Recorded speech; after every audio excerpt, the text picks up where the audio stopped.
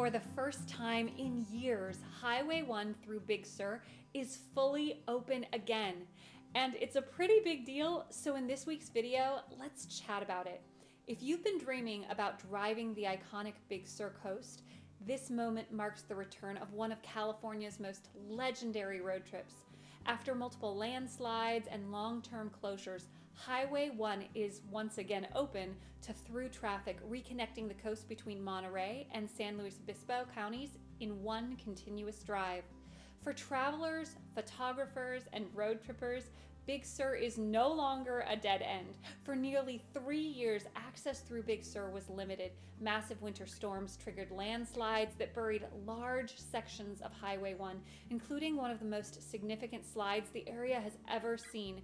Entire stretches of the coast were inaccessible unless you approached from one side and then turned around.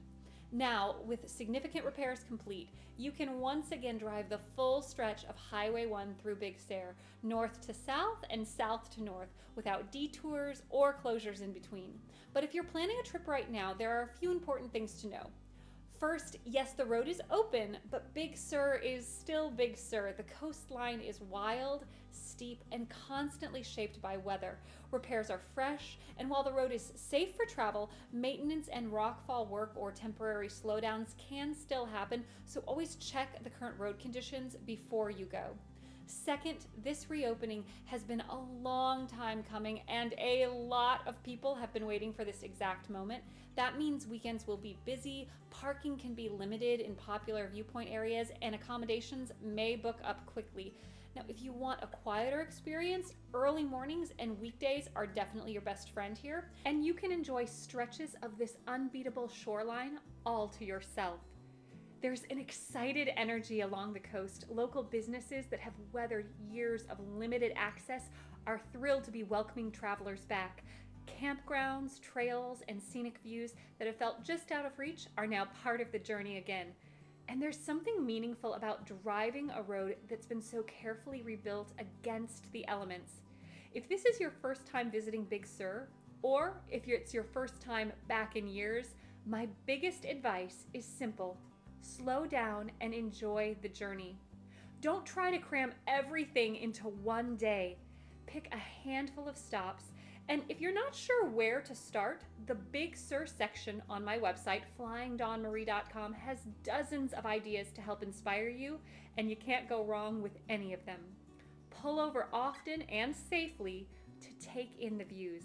Big Sur has never been about rushing from point A to point B. It's about the wild spaces in between. And if you've been holding off on a Big Sur road trip because of the closures, this is your sign to set out on that road trip.